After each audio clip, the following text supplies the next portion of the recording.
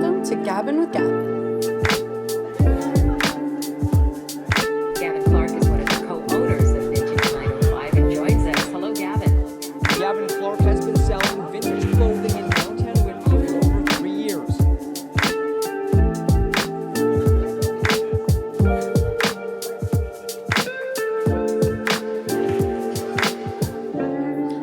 Hey, what's going on, everybody? Welcome to episode 7. This is of Gabbin with Gavin. Joined with a very special guest in studio today at 1990 Studios. We got Pat Drastik from the DJ duo THUGLI. Yes. You're a producer, a DJ. Yes. Producer, DJ. I guess that's the main two. Those are the main two. Those are the Well, main we'll touch two. on I'm sure we'll touch on everything I'm else sure, yeah, during yeah. this.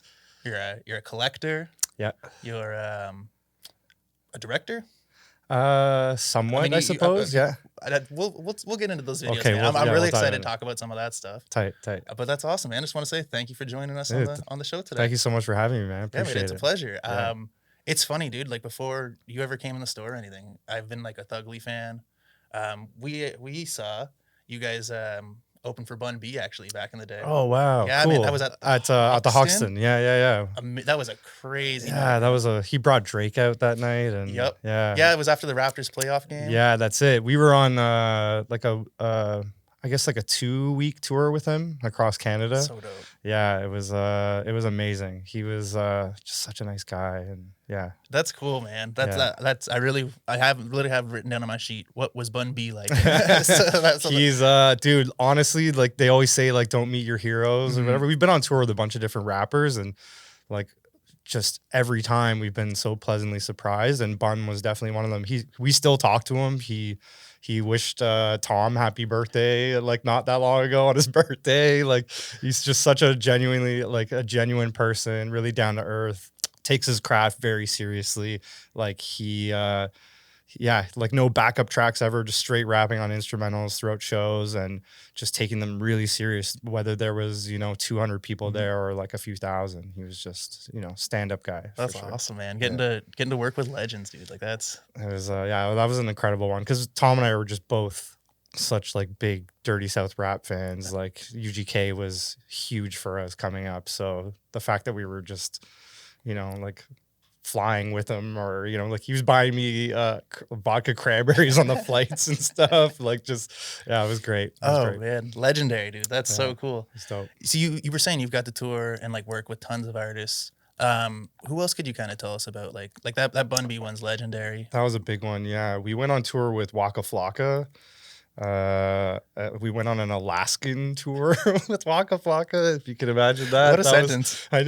Such a random tour, but that was also another amazing one. He was such a nice guy, super professional. He always included us in everything. So cool. Like, whether that was, we got to one city, he watched like every time we played, and he was really into, at the time, I guess like the EDM trap kind of stuff. Oh yeah. So he was just like, just really enthusiastic about us being on tour with them. Like there was a night we went out to a club after our show, and it was like I don't know if it was a strip club, but we just went to like an after party essentially, and turned it into a strip club. Basically, but he made sure like we were kind of walking with the pack, and we got stopped at the door, and he like came back like no, they're with us kind of thing. So cool. Like he was always like, or like, hey, I got the weed hookup in this city, like you're all good, we're all good, don't worry. He would just make sure we were like included. So that was a really cool one, and that's so cool, man. When was that? Like this is I kind of remember Stuart, because I remember it coming through Toronto, and I remember he was with like Borgor, I think Steve Aoki. Okay, maybe, yeah. Like I don't know if it was on like this. It could have been the same time. Or, I just remember he had his EDM phase. Like, yeah, he did. Yeah, he was really big into it. He was hitting us up all, like for tracks and stuff. I'm trying to think of when that was. I want to say it was like 2015 or 2016. I don't recall. So a bit after Flockavelli. Yeah, I think so. Yeah. Cool, man. Yeah, that was a cool one. It was Waka Flocka, Who Kid, us, and then like a couple of like a security guy and his manager. It was dope. It was a good one. How do you find playing tours with hip hop crowds? Like I know you guys do a lot of your music is like very hard hitting, Mhm. very hip hop Mhm. based. Yeah. But did you ever find when crowds are maybe there for hip hop shows specifically, is it different than the crowds you get at Big time, yeah. Yeah. Yeah, like the beauty is that like before kind of entering into like the EDM foray or whatever, we were hip hop heads. We grew up as like underground like backpack rap kids. So, adjusting when our sets and stuff when we were playing these shows, we want to keep it thugly. And at the time we were, kind of doing a lot more EDM type stuff. But we would make sure that, if we were going into that kind of stuff for that crowd, that it was like more hip hop than EDM kind of stuff. Like we would play remixes that didn't have that much like, EDM huge build up drop situations. They would be more like tasteful for a hip hop crowd. And that's just one of those things, being a DJ first, you learn how to adjust. And we would come into a night and like read the crowd and be like, oh, tonight I don't think any of this is going to fly. Let's readjust what we're playing. For the Bun B sets, we mostly played like old Southern rap. We were playing like, I don't know, like Fat Pat. And, cool. And like, yeah, we kind of dove like a little bit deep. A lot of like Houston stuff. I remember the first night we wanted to like impress him to be like, oh, we know our stuff kind of thing, So, and yeah, so we were just like adjust, when we knew we were going to be with a predominantly hip hop crowd, we would stick to that. If we knew it was going to be more EDM, we would stick to that. Very cool, bit. I love the idea of just like you and Tom around the computer. Just do you think fun will like this? Yeah, that's great. Yeah. So you are obviously like a hip hop head. Yeah. Do you remember kind of when you got into hip hop music? Like what sort of stuff got you interested in the genre? Did you grow up listening to it? And like what was in your parents' house before? My parents never really listened to music, which is kind of odd. They weren't into, like, my dad, I don't remember him listening to any music whatsoever. Are they shocked by they have a son who's a professional music? Yeah, sort of. Like, yeah, I just didn't really have any influence as far as like in the house music. It was more like me discovering things through school or whatever I was into at the time. So I was into rap when I was a kid, and I was kind of one of the only ones at my school that was, kind of into hip hop. But I mean, I didn't dive super deep into it because I didn't really know how. I didn't have any money to go buy tapes. I'm dating myself saying that.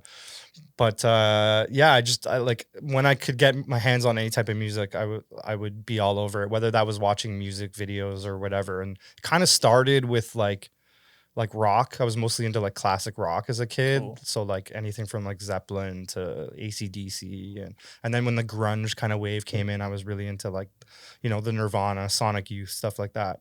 But also at the same time, really into like, I guess, commercial rap at the time, like MC Hammer, stuff like that. Like it wasn't, I didn't really know too much about anything else, but that was, my first kind of like interest. And then that kind of grew as I got a little bit older. I got into skateboarding. And from skating, you watch skate videos, and that just totally changed everything. It was, hearing my first skate video I bought, I think I was like 12 or I think I was 13. And the skate video had a partnership with Loud Records, which put out like, Mobb Deep, the Wu-Tang. infamous Wu-Tang.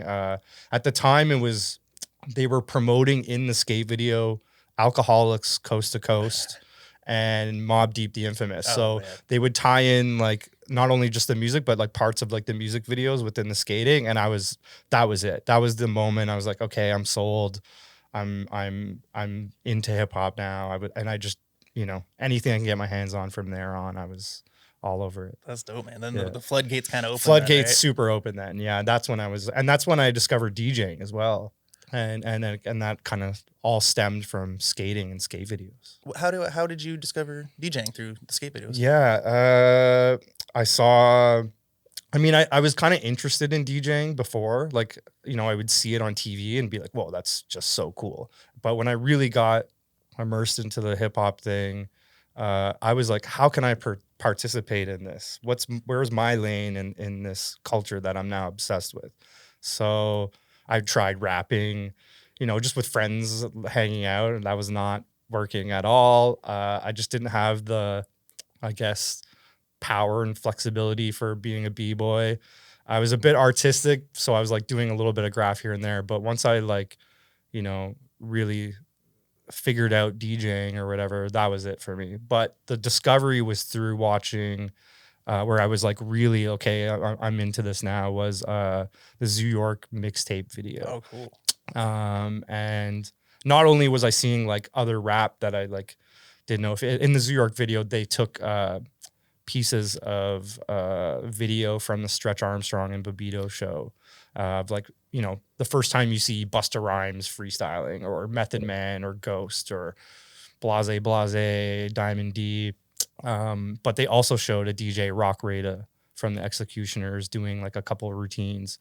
And that was it. I burned out the VHS from rewinding it so much. Amazing. And I was like, okay, I need turntables. And that was really the defining, like, okay, I want to do that. And that was also kind of the start of getting more into underground hip-hop. Yeah. Like, I mean, I was already kind of diving into it at that point, but we had a college radio show where I grew up in Ottawa that was playing that kind of stuff, I guess, like late 90s kind of rap or whatever.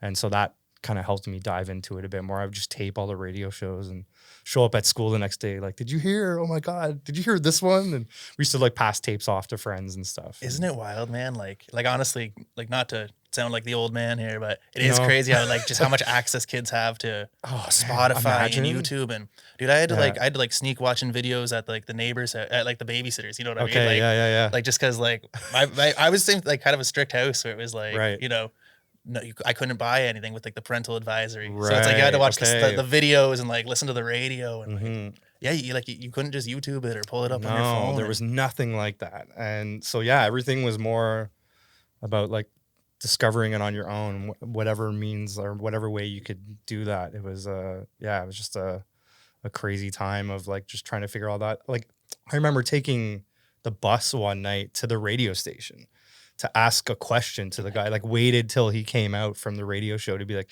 hey, there's this part you did this, like what was that all about? Like little stories like that, or calling in constantly. I'd always call in. And I remember calling in and hearing the same line of a song be repeated, like, and not knowing at the time that he had two of the same record.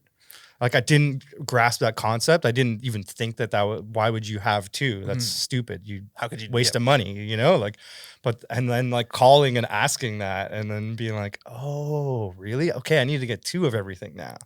And so these little, things that had I had the internet would have been like literally a second away, would take like maybe a week to discover or figure out, because I'd have to wait till the next radio show to call in and ask these questions It's an interesting time. Man. It's like if you had to want it then for sure. Yeah, that's it. You had to hone your craft. You had to go out and get it. Like that's you couldn't just watch YouTube tutorials. And, I was gonna say it kind of meant more because like, you're discovering this thing that other people, don't have access to maybe, and you figured it out because you took the, initiative to go find it. And so it kind of meant more to you when you discovered these things, so. Hell yeah.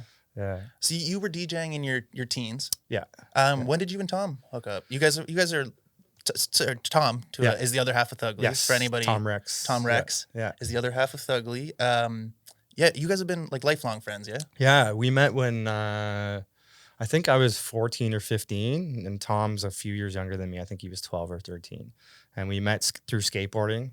We lived in the same neighborhood in Ottawa, and there was like a community pool near our place that was like everyone skated at. And it was like going back to it now and looking at it, it's so tiny. But, back in the day, we were like, oh, this little bump that was there. Like that's all we'd skate.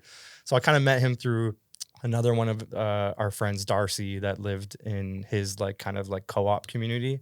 And we used to skate with Darcy, and he used to bring Tom out. Tom, I had another friend that would come skate with us, Neil, and both me and him kind of like bought turntables together and mixers at the same time. And we showed Tom, and he was just like, what is this? Oh my God. And kind of roped him in. And Tom had learned everything that we kind of like already grasped in like a year or 2 years. He learned immediately. Like he was just a sponge. So we met then and kind of started DJing kind of together. We were coming up DJing together, even though I'd started maybe a year or two before him or whatever. And then, that was 20 something odd years ago, and we're best friends, still work together to this day. So, Amazing, man. yeah. Well, that's so cool to see. When did stuff kind of start taking off for you guys? Like, you guys were, figuring stuff out. Yeah. You taught him. You guys start working together. Were you doing like local shows, stuff like that first, and then, Yeah. because things took off pretty quickly for you guys. It did, yeah. When the Thugly thing started, it really rolled quick. But I guess a lot of people may not know, but like we've been doing stuff like years before that. Like we got really into doing DJ competitions. That was initially the main thing that kind of like broke us out of our shell. We started doing this competition called DMCs. They were like very technical DJ competition that would happen worldwide. You would, do your city. They would have a local elimination. Then you would make it to the Canadian finals and so on and so forth. So we got really, really involved in wanting to do that. So we competed in our like first competition together, like really early 2000s. I want to say like 2000 or 2001. And both of us started doing really well. Awesome. We were always kind of like one place off from one another. And like, even though we were friends, it was like kind of rivalry or whatever. Friendly competition. Yeah, right? yeah, that's it. But once we started doing well, I think my first DMCs, I got third place. And then that kind of like put the fire under me. I was like, oh yeah, I'm doing this. I was really like competition focused, and I didn't super care about doing shows or like playing music out to people. I was just like, I want to get really good at juggling and scratching, and that was my main thing, and doing these competitions. Tom kind of he kept with the competitions, but he was getting into music production. So he kind of started that a bit before me. He started a rap group in high school and did all the beats, and they put out a record in high school. That's awesome. And it's like still, I heard it the other day for the first time in a long time, and I'm like, wow, it's still really good. And this was put out like 20 some odd years ago, which is crazy. But that's kind of how we started, getting booked to do shows, because we were just doing well at the competitions, and we would just play like local rap shows and meeting the local promoters, and getting to do these like open table kind of nights. Whenever we could like do anything, we were kind of on it. We didn't care about getting money, none of that. It was just like something where we can show people what we've been doing. So the competitions were kind of like the main thing for that. And that kind of like, I guess, started the ball rolling. Awesome, man. You'd kind of pick up things and then use them in the competition, and that was kind of your proving ground. Yeah, that's it. Yeah, that was where we proved like, hey, we're good at this, and we have a place in here, and and it started to roll really fast. Like I started winning a lot of the competitions and traveling to go compete. I was going to the US, I was going to London to do like the world championships and stuff. And so that was really the first kind of this is pre-Thugly, but it was like the first mission with us that we were working together and trying to accomplish this goal of like doing well in these competitions. And love that, man. That's great. Let me ask you something. This is kind of let me just ask it. Some stuff I've kind of read like online, and that I feel some people kind of think like you guys like shot up to success right away. Maybe because like you guys do harder beats and like hip hop stuff and that. Mm-hmm. I think some people like kind of sleep on the fact that you guys are real DJs. Like you guys do vinyl, and like you used to do shows carrying crates of records, we used to right? fly with crates, which is so that's insane, dude. Yeah, like, it's so weird to think about. Like back, like like I remember having to buy like travel cases to like fly, like go to like Halifax or I don't know, wherever, Vancouver, and fly with crates of records. It's insane to think about now, but yeah. I guess the question is like, do you feel like people know that kind of about you? Like, probably not. Yeah, like I feel like because in a way, like not everyone's gonna be good at it, but anybody can be a DJ. Like in the sense of like, and it's like, changed. And then you It's guys changed. have so much skill compared to other people just doing it, right? Like just I think, syncing tracks and like how do you kind of translate that? Like I think just because we've had that history, especially doing the competitions, that like totally got us geared up to whatever we were taking on as far as like, the DJing on like doing shows, and that it completely helped us, I guess put more skill into it than maybe the average DJ or whatever. But you're right. I think DJing's so accessible now. It's so easy. Like back in the day, you had to spend so much money. Like I was a 15-year-old trying to buy like thousands of dollars worth of equipment with no job, and then you have to put in all the money to get a record collection. You have to do like so much stuff leading up to like getting your first show.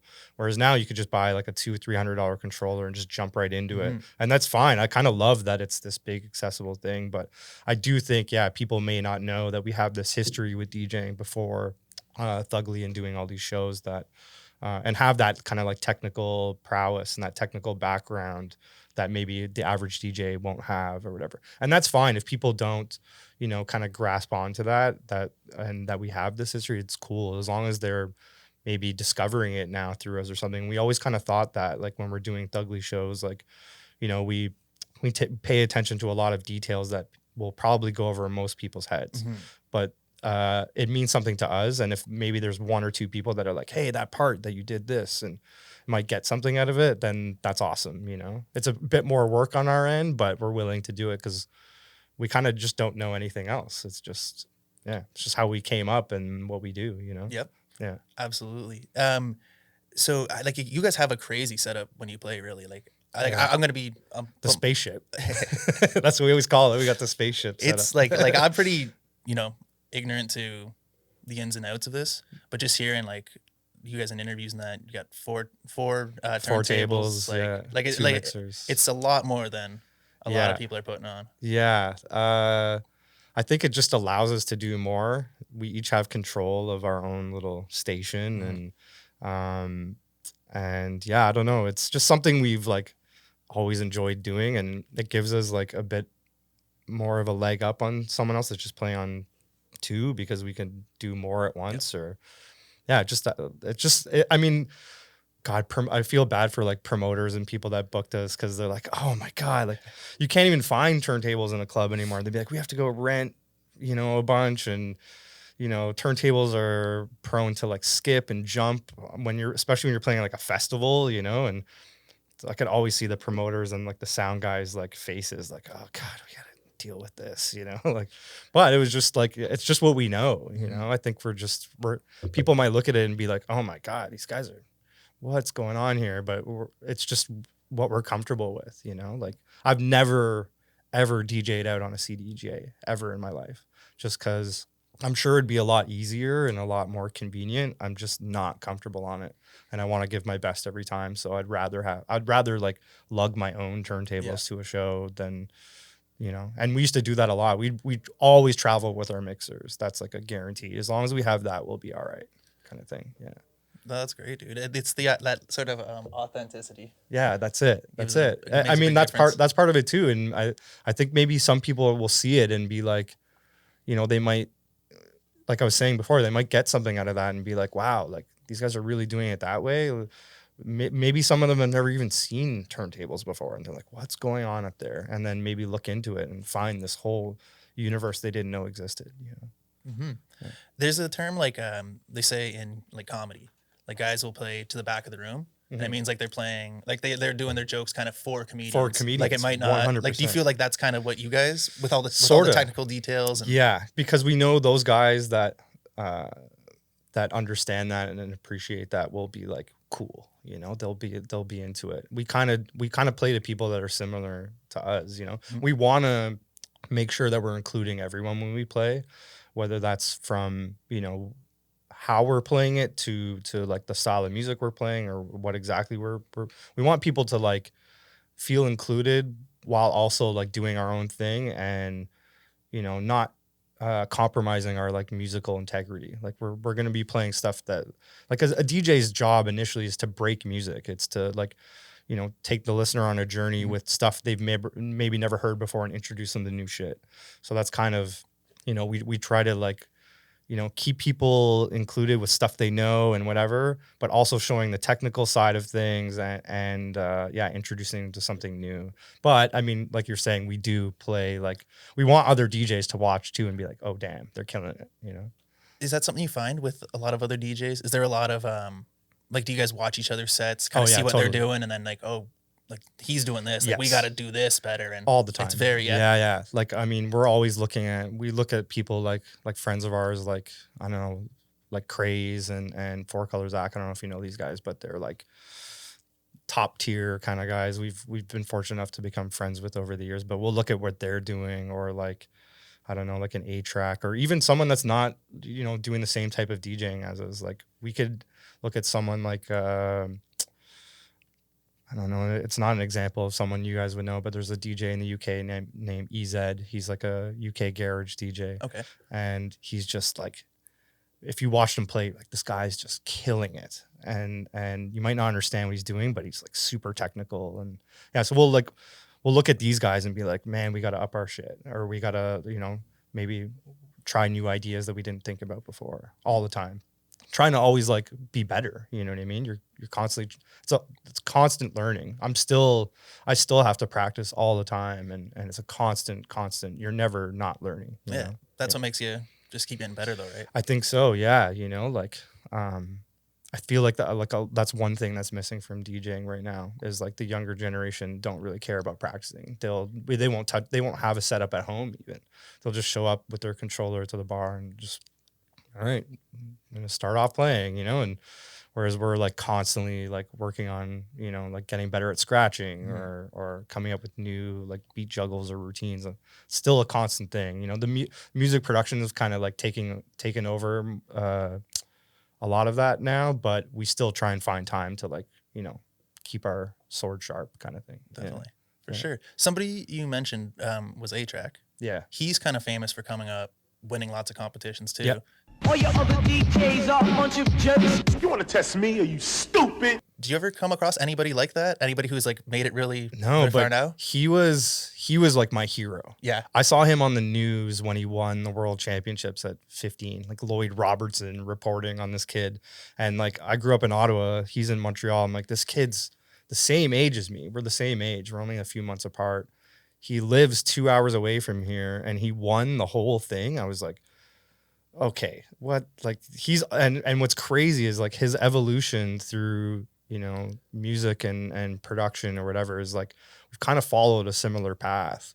And I mean, he's on a whole other level. I can't really compare myself to him, but he's constantly, even to this day, still been like the biggest inspiration for Tom and I. Like we just look at from when we were teenagers all the way to now, like what he's doing is like, we have a parallel kind of path. Just he's over here, we're here. I mean, you guys are like, as far as I know, like you guys are same sort of level. I appreciate it, but yeah, no, A-Trak for us is just like the goat. He's our goat. That's like so cool. He's like we're, I don't know, like Stoudemire and Jordan or something. He's got complete, like that's a terrible example, but like he's just like our Michael Jordan of this shit. Yeah, absolutely, man. There's a bunch of really good Canadian DJs. Yeah, we do have a lot. Like it's kind of crazy, but we've produced a lot of like amazing talent as far as DJs for sure. Producers, DJs. That's awesome, man. Artists in general. I mean, look at the charts. It's crazy. Yeah, dude. Some of the biggest artists in the world are just from Toronto. Like from around here. It's wild. I want to kind of circle back on something here. Sure. You mentioned a little bit before that Tom produced and had a rap group. Yeah. Did you ever get on any tracks? Did you ever never rap on anything? Or? No, I never rapped on anything. Thank God. Oh my God, that would have been bad to go back to. But him doing that definitely sparked my interests into production. He kind of took, his own lane to figure that out. And I didn't really get into the production thing until a lot later. I think I was like really gun-ho about doing the competitions because I was doing well. I started winning all the Canadian finals and stuff, and then I was really focused on that. And he kind of, kept up with the production stuff. But yeah, like I was saying, I was listening back to that not that long ago, and it's like, at the time, I remember being like, yo, this is really, really, really good. Like, and you just started, and like definitely knew like, yo, something's there with your beats, you know what I mean? But yeah, thank God, never tried rapping. Oh my God. I mean, I tried like at high school parties and stuff, like little freestyle ciphers or whatever, but like I knew I was trash at that. Thank God. It's funny, man. I feel like everybody like saw 8 Mile and wanted to freestyle. Yo, I remember I came to Toronto actually because I was living in Ottawa forever. And I came here to do a DJ competition. And I stayed with a friend of mine in Oakville. And 8 Mile just came out. And he was like, we're going to watch 8 Mile so we can hype ourselves up for this competition. I think I don't know if he'd already seen it or like he was like, yo, like, let's go.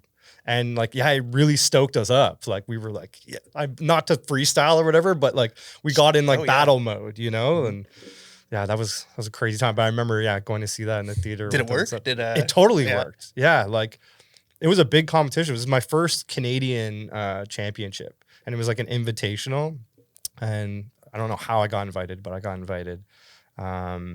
And yeah, I was super nervous. I was like, I'm going up against like some of the big boys now, you know, and I'm also like from Ottawa. Like I think there was like one dude from Vancouver. I think maybe one dude from Calgary. The rest were Toronto guys. So I was this like, you know, young buck that no one knew coming from Ottawa. I think Ottawa had this, you know, just kind of bad rap, not bad rap, but just like Toronto. It's not Toronto, you know? So like a lot of people, you know, there was this like a bit of, you know, like I have to prove myself kind of thing. So that definitely helped, you know, calm the nerves and like fire it up a little bit. Shout out to B Rabbit. Wow, dude, that's so good. That's like they should have like had to drug test you or something. This guy tested positive for 8 Mile. I mean, maybe it helped. I don't know. Like I ended up doing like all right. I didn't place or anything, but I held my own. You know, so yeah, man. Thank you, Eminem. I haven't watched. To be honest, I haven't watched that movie probably since then. Oh, really? Yeah, I don't think I've like rewatched it. Maybe like, you know, obviously clips here and there, but I don't think I've watched that the whole way through since then. Oh, dude, it's funny, man. I imagine that movie has just inspired a ton of people to many rap people. Oh, for sure. Like we're kind of like clowning it a little bit now, but like it was at the time it was huge, and it was the first kind of like movie that showed rap in that way. You know what I mean? It kind of shown it, you know, here and there through movies, but that was the first time you're like, wow, this is like you're watching what it took to kind of come up in that world. And I think, you know, battling, especially in rap too, is a lot of people's first entry into that, you know, like especially back when it was in its like first inception, you know, that's what it was. It was people at the park rapping, you know, DJing and rapping or whatever and battling, trying to be the best, you know. Hip hop's always had that kind of like competitive nature to it, you know. So I still feel it. Like I don't compete anymore. I haven't done competitions in over 10 years, but I still kind of have that battle mentality in my brain, you know, to push to do better or like, you know, you see someone doing something, you're like, oh, I'm gonna step my shit up, you know, and yeah. Are you very into like the history of hip hop? Yeah.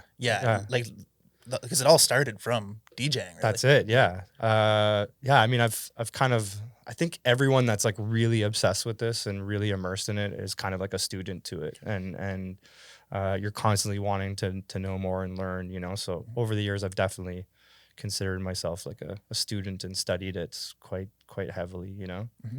If you could take like kind of your skills you've got now and like everything you know now and go back to one era like of DJing, is there somewhere you know like right away you'd go? Or that's a tough one. I don't know. I'd probably go somewhere I haven't been. Yeah, you know, like maybe dive into like the late 80s or something like that, and like I don't know, like I consider like Jazzy Jeff is like a big mentor for Tom and I. We've been fortunate enough to, you know, become friends or whatever. Very and I would love to go back to like his era, you know, like the mid to late 80s and kind of study what was going on then. As far as like when we were involved, maybe, you know, I hold the battle era like really near and dear to me, like the mid 2000s, early 2000s. That was a time when I was like really cutting my teeth in the DJ competitions, and it'd be cool to go back and maybe like tell myself, hey, maybe do this or something, you know? Yep. Yeah, absolutely. Yeah. Give yourself a little nudge in the right direction, you know? Yeah. That's awesome, dude. Something I wanted to ask you about, you're kind of talking about how, you know, you're selective with like your music, everything. How do you choose what songs you're going to remix? Like you don't just jump on every hot track. Like, no. You know what I mean? Yeah. It's like, what's your process with that as a guy who is a big hip hop person, right? I think there's like a lot of different factors. sometimes it was like depending on, maybe it was a track that like didn't really hit in the club or something. Like it just didn't have the umph, but we could like envision it. Sometimes it was songs that were like, it just needs a bit more to it, you know, like there's something there, whether that was like, maybe there was like a synth in it or like a sample that was open, meaning like no drums or anything behind it that we could kind of take and put our own stuff over top. That was kind of a factor. More often than not, it was songs that we were like, wow, this would sound really good in the club if we did this to it. So yeah, we would pick songs that weren't necessarily like maybe like the single on an album or something, but something that we're like, ooh, you know, there's potential here to make this kind of heavier than it was intended to be, you know. So that's kind of like sort of the process, but oftentimes it's just like we hear something in it and we're like, ooh, you know, this is we could flip this. Or sometimes I'll hear a song right away, I know what I want to do to it. I'm like, okay, this is the vibe I want to go for and I want to tackle it. Still to this day, we've been really, this last year especially, heavy into making remixes again. Kind of what like we started doing with Ugly early on, and yeah, we've been having a great time doing it. But yeah, there's all these different factors. Yeah, Yeah. of course. Yeah, dude, that's awesome. I had something I wanted to ask you about your music videos. Mhm. You guys have got some legendary videos, man. Like, We've got a couple, yeah. what sort of like, what's the process with that? I don't want to just keep asking general questions here. No, it's but fine. it's like, I'm sure you've answered this tons of times. You guys obviously come up with the ideas. Like, you guys got a rough idea for the video. Sorta. Our first video that we did for the song Run This, that's the one that kind of like went viral Which has or got whatever. millions of views. Yeah, I think it's like creeping on 70 million, which is crazy. insane. That's just on YouTube. It has other, I guess like Vimeo has like a few million and shit too, which is, it's still mind blowing to me. Amazing video. Let me just. Thank you. Yeah. That one, like, we definitely cannot really take the full credit for. That was more like our director that was really had the vision. He was a fan and kind of came to us and said, do you have any new music? Like, I want to do a video. And we are like, oh, we never really thought about doing a music video. We sent him a bunch of songs we were like just finishing up. That happened to be one of them, but it's a very kind of like, it's an aggressive song, but it's also kind of mellow. It's not like a, I don't know. It's like dark. It's really dark and it's hard to explain, I guess. But yeah, it's just a dark, like, it's not a single or anything, you know what I mean? That you would usually do a video for. But yeah, he came back to us and he was like, this is the one. I know exactly what I want to do. And he kind of ran down a bit of a premise for us. It wasn't as elaborate as it ended up coming out to be at the time, but we thought, okay, yeah, this is cool. So we approached our management with it. They were not stoked about it. Our manager at the time was like, no, this isn't the one. Like, if you're going to do a video, like maybe try this one, or, you know, she just was not into it at all. But after reading the treatment, when he came back with like a solid plan, we were like, okay, no, yeah, this is, and I think it kind of changed as the video was going on. Like he wanted to add other little things. Like, if you've watched the video, I don't know if anyone's out there seen it, but if you go watch the video at the end, there's kind of a controversial scene with a little boy holding a gun. If you haven't seen it, go watch it. Yeah. That was added in kind of last minute, and it happened to be the, like, you know, this harsh kind of climax to the video and when we first saw the first cut, we were like, oh shit, this is going to cause us some problems going forward. You know, we kind of knew that, but I mean, again, this is an art piece. It's a music video. It's not real life. And we wanted people to kind of take their own, form their own opinions around it, and whether that was like something that they found inspiring or, you know, told this crazy story and took it for what it was, or took it really literal, which a lot of people did. We were getting death threats after that video came out, and people were finding us on Facebook and threatening to come kick the shit out of us and like all kinds of shit. Jesus, it's crazy. man. Yeah. What was it like? What did people not? I think people just thought we were promoting like gun violence, promoting kids. But But I mean, really, if that's what you took away from it, which is fine, you're kind of missing the whole point of the whole thing. The video is somewhat, it's sort of like about the cycle of violence and police brutality and stuff, and the influence on the youth and stuff. So, yeah, I mean, again, it was we kind of like, it was a tough time because we were really proud of all the work we did on it or whatever. But we're also like, you know, I think if it happened today, we would be in a lot more trouble. Yeah, it's a whole different climate, whole other climate now. Game. But like, I mean, there's nothing like blatantly, you know, like you have to. I think you got to kind of dig to find offense with the video. Like, I mean, there's guns, yes. Yeah. What's the difference between the Run This video and say the movie Training Day? Nothing. Won an Academy Award, right? Yeah, like, I mean, that's what I, you know, like, I understand why people would be angry with it. But you know, like, I think just perspective is everything. Other people will take it one way and the other people will take it the other. It's just like, we can't really like stop that. I can't tell people not to feel offended when they're offended, you know? We had a guy that was like, I don't even remember his name or whatever, but he was like an art promoter, like a visual art promoter. And a lot of his art he was promoting and doing galleries for had a lot of like violent tones to them. And he was freaking out online about us, like losing it. Like, who are these two punk ass white kids from, you know, like, what do they know about like gun violence? And we were like, we don't know anything about this. We just, you know, presented our art as you would, you know, and yeah. But I mean, again, I like I can't get mad at that. You know, everyone's allowed to have their own opinion and form their own opinion. And again, if you're offended by it, then you're offended by it. I can't change anyone's mind about that. But. I love the whole idea of like, I hate violence, so I'm going to kick your ass.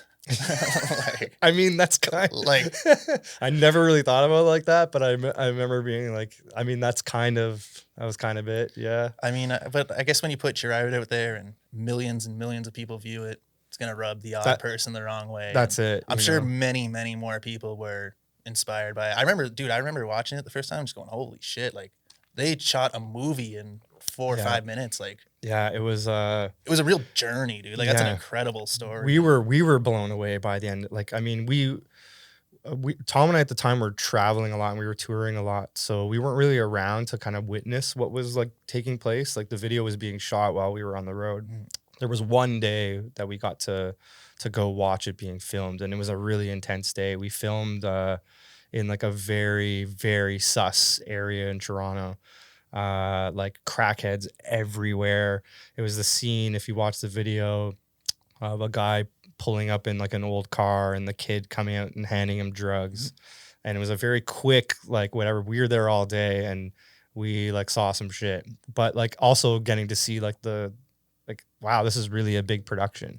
At the time, Much Music was doing video grants with a company called MuchFact. That was a division of Much Music, and you can apply for a grant. You basically like send in your song, and the director will send in their treatment or whatever. And we were fortunate enough to get like a really big grant. We put some extra money in on top of it, but yeah, it was cool to watch this like somewhat big budget thing unfold for this, you know, this song we made in our bedroom, essentially, you know. Wild, man. Yeah, it's just watching it turn into a full scale. Yeah, and like, you know, the impact it had after. Like, we won a Much Music Video Award for it. We won an award at Cannes Film Festival for it. Oh, wow. Yeah, there was like, you know, it opened a lot of doors for us going forward. We had a label deal on the table after that. It was like a really big thing for us, you know. Very, very cool, man. Yeah. I know it's definitely not like your biggest accomplishment ever, but it must have been pretty cool to like for a kid growing up on music videos and that, to actually see the video on Much Music. And they played it a lot. Like, I think we were on the Much Music countdown for like 8 weeks or something crazy. And we were like, how is this happening? Like, at the time, I mean, we don't even have that anymore, but at the time it was a big deal for us, you know? Oh yeah. Yeah, it was amazing. It was really a cool experience. And I remember talking to someone that worked at Much Music at the time. They had mentioned like, we had to have a huge meeting about this video because they were skeptical about playing it. And thank goodness we had a few people there that were, you know, like lobbying for us and said, you know, this is an important video and it's important we show this. And yeah, so shout out to them. Oh, yeah. Man, yeah, Much Music, dude. That was just get a video in there is so cool. Yeah, it was a trip for real. It was definitely an amazing experience. What about what are some of your who are some of your favorite artists? Like I don't need like a top 5, but let's talk hip hop specifically. Okay. Who are some what are some albums, some artists that you kind of get influence from or just enjoy? 100% Mobb Deep, The Infamous. That's still to this day my favorite album, favorite rap duo, favorite rap artist. Like for sure top #1 album for me. I can recite it front to back. It's just like that's the one that like really inspired me. It still does to this day. Like I still go listen back and get goosebumps every time I hear certain songs on there. So that was a big one. Obviously Wu-Tang. I mean, that was just like kind of a given. I didn't really understand it at the time. Like I did. I really enjoyed the beats, but like I just didn't like really grasp the whole thing. It kind of grew on me a little bit more later, even though I was like really into it. It was still kind of like Mobb Deep. I like really understood it kind of. Trying to think of who else at the time. Like I said before, I was really getting into like the underground rap and like, so there was a lot of like, there's been so many different influences over the year. It's really like, really changed so much as time's gone on. Like I think as a DJ, you kind of have to like grasp everything going on in music at all times. So there's constant like change and influence as you get older and kind of journey along with it. I got really into like dance music. I was really I was like a closeted Daft Punk fan when like Defunct came out or whatever. I remember seeing that video, like Spike Jonze video with the dog heads and stuff, and I was like, I'm a rap guy, so I'm not really into this, but this is really cool. Like I was just, it was like this closet thing sort of that came out later that and then so I got really influenced by like a lot of people and like dance music and dance music producers and stuff. But yeah, hip hop specifically, I would say Mobb Deep was like the really big one, you know? Yeah. How's everything like not touring, man? That must be rough because you guys are like let's talk about like some of the festivals and that you've done, and like you guys have got to go all over the world now, and yeah, man. So what's like R.I.P. Right? Music Hopefully festival. it's gonna be. I mean, we'll see what sooner than happens. later. Yeah, like they just announced like the Hard Festival in LA a couple days ago for September, so we'll see if that holds. I mean, the U.S. has had like obviously a lot better rollout with the vaccines and stuff, so I think they're predicting that will be all right by then. But I really miss doing shows and festivals. Some of the notable ones were maybe we did like Mad Decent Block Parties. What's that Budweiser one? I forget all. That's some of them are just It's all kind of a I mean, blur, I guess it's all you kind know? of the same for you, right? You're just on the stage and Yeah, I mean, some of them are a bit of a blur, but we've been fortunate enough to like travel a lot and play a lot of these cool shows and festivals and stuff. And yeah, I really do miss it though. you've got to play festivals and like work with tons of people, right? Yeah. Is there anyone that you've just been like starstruck, like coming across, like yeah, how are we in the same room as? I feel like that starstruck feeling kind of left.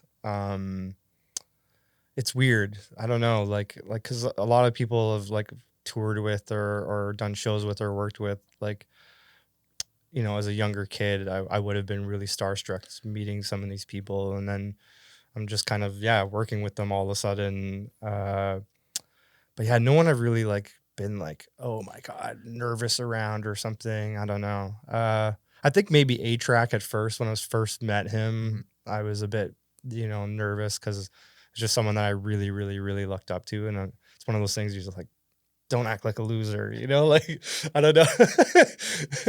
But yeah, I don't know. Like it's weird. When I was younger, I was really getting into DJing in Ottawa. I was maybe like 19, 20 at the time when I was I started moved out on my own and was living with a couple like promoters that used to do all the hip hop shows in Ottawa, and I had a car, so I was kind of like the guy that had to go pick up people at the airport. So like I remember picking up like all of the boot camp clique Oh wow. in a van, and like driving around with them, like smoking weed in the van, cops going by. I remember I'd picked them up at the hotel and they started smoking weed in the van, and I was on a one-way street and there was 2 cop cars, one on either side of the street. And the like window to get by the cop cars was really, really skinny. And I had to be like, I had to be the guy to be like, can you guys not smoke weed right now while I try to thread the needle in between 2 police officers? But like, I remember like if I was like 15, like listening to like, you know, Helter Skelter while skateboarding or whatever, and I'm like, yo, 3 or 4 years later, I'm gonna be in a van with them. Like I would have been really starstruck then, but I think just like maybe that helped me get used to like being around like the celebrity rapper or DJ or whatever, you know? Yep. Yeah. Oh, dude, that's a wild That story. was an interesting one. But there's been a lot like that, like just random stories like that. I remember I used to do a party in Ottawa for like 10 years. And I remember me and my buddy were like, we would be booking people and having to go get them. We brought a lot of people kind of before they blew up, like Kate Renata and Ryan Hemsworth. But we brought A-Rab music. Oh, yeah. And but yeah, I had a lot of those like kind of like pickup rappers and DJ stories for sure. Oh, There's a dude. bunch of them. That's wild. You were young then, right? You were saying like 18, 19? At that age, the one with the A-Rab music, I was probably in my like late 20s kind of thing, like Okay. 26, 27 kind of thing. Man, that's crazy. Yeah. Let's talk a little bit more about like live shows and that. Sure. Like everybody knows like when you're DJ and stuff it can get wild and that. Like Yeah. have you seen some stuff like at festivals and that that's like Oh yeah, for sure. like I'm sure people are like, yeah, ask more technical questions and that, but I like No. I'm interested in this. This is like the funny stories. Exactly. I mean, you see a lot of like random like people fucked up on drugs. Mhm. That's a thing that Tom and I like. We smoke weed or whatever, but we never got into like doing Molly and shit like that. We kind of missed that whole rave era or whatever. So like having people come up to us like just fucked out of their head and shit, trying to make combos and shit, and that's always an interesting one to navigate. As far as like one particular funny one, I can't really think of anything off the top of the Yeah, dome. it all just kind of jumbles together. I bet, man. I mean, there's been some like festivals where we just see some weird shit. I remember the first time we did Shambhala Festival out west, and we had been on the road just before that, like doing a couple shows. I think we were in Calgary. I don't remember where else we were. I think we were somewhere else as well, but we were kind of noobs and didn't know much about the festival. We thought we had a hotel, like the whole, you know, we didn't know we were sleeping in a tent, like full of cigarette butts and shit. And like, just like we showed up with like all our nice clothes. And then we're like walking by like 3 dudes fully naked with body paint on them, just walking by. And we're like, what the fuck? Where the fuck are we? And they're looking at us like we're more weird than them. They're like, what's these guys doing here? It's like, wearing nice clothes, right? You know, not nice clothes, but like, just like, you know, like Yep. we weren't dressed for the occasion. You know, we missed the memo. You guys weren't body painted. No, we were not. That was a fun festival, but yeah, we weren't really ready for that kind of shit. I think that was a big trip for us, like going into like a lot of these festivals, because we just don't have that background. We were never like raver kids, and so when we got thrown into that world, we were just like, oh my god, people are fucking crazy. Like, this is nuts, you know? But they always show mad love. There's a lot of like love, respect in that community. And we felt it for sure, you know? Yeah, it's great. Oh yeah. Definitely miss doing some of those festivals. Man, hopefully it'll be back soon. Yeah, we hope so. Hopefully we can all see THUGLI soon, man. Yeah. I know Chris got another podcast coming in Right, here. So yeah. I just want to ask you a couple more. One right down, dude. This has been a ton of fun, man. Yeah, man. Can't thank you again for thank you so coming much. in. Let's just say like labels taking care of it, unlimited budget. who are a couple of artists you'd like to work with, like current day artists? If you guys are doing, say, an EP, you could do a few tracks. Love to do a song with Young Thug. He's like top of the like food chain for me as far as like someone I'd want to do a song with. I feel like he's like so like open to whatever, you know, like I feel like he'd be a really cool person to work with. Yeah. Trying to think of who else. Someone like maybe like Corday, someone like a really like skillful rapper where we can, you know, kind of like give him something dope to rap to. Trying to think of who else. Like there's other people outside of like the rap world that we'd like to do stuff with, I'm sure. Just names are failing me right now, but Kind of putting you on the spot. yeah, that's okay. I mean, we've got to work with a lot of crazy people from like Diplo to yeah, a lot of people that we would like still want to do stuff with, you know. So we've been blessed. But yeah, I don't know. As far as rap, I think Young Thug for me anyway. I can't speak for Tom, but for me is like I would love to do a song with Young Thug. Man, and he can rap on anything too. Yeah. So you guys can make him something really hard hitting, something. And laid I'd want back. like chameleon Young Thug. Like I feel like he's such a like can switch up his styles so much, you know. Like I kind of want the weird Young Thug. Our boy Falcons and A-Trak did a song with him a couple of years ago called Ride With Me, with 24 Hours, and someone else was on the song too. But he raps for like, I think like he must rap for like 64 bars type shit. Like no chorus, like forever. And like during those like he switches up so many times. Like he just keeps switching his style. I remember hearing that for the first time. Like, this is the most insane shit ever. It never like super popped off really big, but I always use that one as like my example of like, oh, I would love to do something like that with him, you know? Oh yeah. Yeah. That's dope, man. Let me just ask one more to wind it down here. Sure. You know, you guys have done some amazing stuff. What is it that you're most proud of in your career so far? Wow. I don't think I've ever been asked that. That's actually a tough one. I think probably just THUGLI as a whole. I think that's like you know, I get to do this with my best friend and who's like family to me. Both of us are only children and we're like brothers, you know? So it just means a lot that, you know, I get to spend all this time with my best friend and we have this like kind of venture together and yeah, it doesn't get old, you know, like it means a lot to me. I think that's the main thing. I just get to work with my best friend, you know?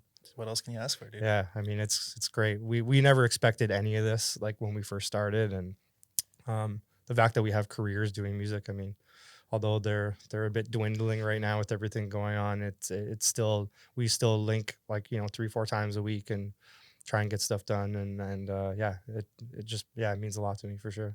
Amazing, man. Yeah. We didn't even get to touch on like on the SBs. Yeah, we didn't on get the to touch on a bunch of clothes or stuff, anything. man. Yeah. Hopefully we'll have you back in. Yeah, if you're down to man. come back Yeah, for another I'm episode down. sometime. Yeah, I appreciate you for everything. Oh, man. And I remember just to add quickly, but I remember seeing you guys on Instagram, and I don't remember if there was like any piece in particular. I think I just remember seeing like the Seinfeld like logo or whatever, and I was like, what's this all about? And like where you guys were like outside of the city and stuff, and I was like, how do these guys have all this heat? And so that made me like, you know, like pay attention and like I just appreciate you guys, and I'm hyped that I get to come in and pick through amazing clothes and shit. Dude, so that means a ton. keep killing it. Yeah. Oh man, it's crazy. It's funny. Like I said, I saw you at that Bun B show. Yeah, that's 6 crazy. years ago.